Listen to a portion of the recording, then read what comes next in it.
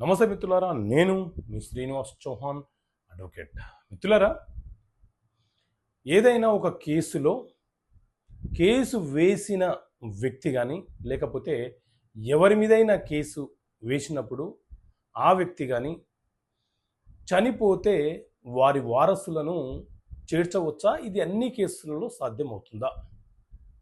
So మిత్రులారా, సాధారణంగా మన దేశంలో ఉన్న కేసులు, ఒకటి సివిల్ కేసులు, 2 క్రిమినల్ కేసులు, 3 విడాకులకు సంబంధించిన కేసులు, 4 పరువు నష్టానికి సంబంధించిన కేసులు.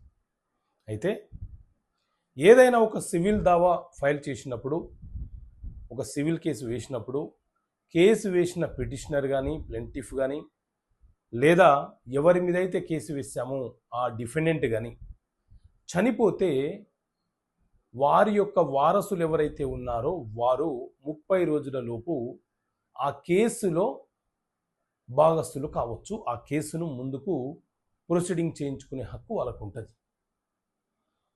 సో ఏ సివిల్ కేసులోనైనా సరే కేసు వేసిన వ్యక్తి చనిపోయినా, ఎవరి మీద అయితే వేసామో వాళ్ళు చనిపోయినా యాడ్ అయ్యే అవకాశం ఉంటుంది.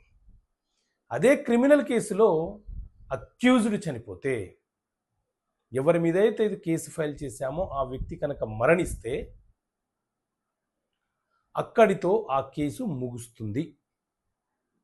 అదే కంప్లైనెంట్ చనిపోయినా కూడా కేసుని న్యాయస్థానం విచారణ జరిపి ఒకవేళ నేరస్తుడు తప్పు చేశాడని రుజువు అయితే అతనికి శిక్ష విధించే అవకాశం ఉంటుంది. కానీ అక్యూజ్డే చనిపోతే, నేరస్తుడే ఆరోపించబడినటువంటి నేరస్తుడే చనిపోతే మాత్రం కేసు అక్కడితో కొట్టివేయబడుతుంది. అదే విడాకుల కేసులో భార్య లేకపోతే భర్త విడాకుల కేసు న్యాయస్థాన పరిధిలో ఉన్నప్పుడు ఎవరైనా చనిపోతే న్యాయస్థానం ఆ కేసును కొట్టివేస్తుంది. ఇందులో వాళ్ళ తరపున వేరే వ్యక్తులు యాడ్ కావడానికి అవకాశం ఉండదు. అదే పరువు నష్టం కేసులో కూడా ఎవరైతే పరువు నష్టం కోరుతూ కేసు వేశారో ఆ వ్యక్తి మరణిస్తే అక్కడితో అది ముగిసిపోతుంది. అంతేగాని పరువు నష్టం కేసులో, డిఫమేషన్ కేసులో కూడా వారసులు, లీగల్ హెయిర్లు యాడ్ కావడానికి అవకాశం ఉండదు. సో కేసులను బట్టి, కేసుల యొక్క స్వభావాన్ని బట్టి లీగల్ హెయిర్స్ యాడ్ అవ్వాలా లేదా అనేది నిర్ణయించబడింది. ఓకే మిత్రులారా, థ్యాంక్ యూ. జై హింద్.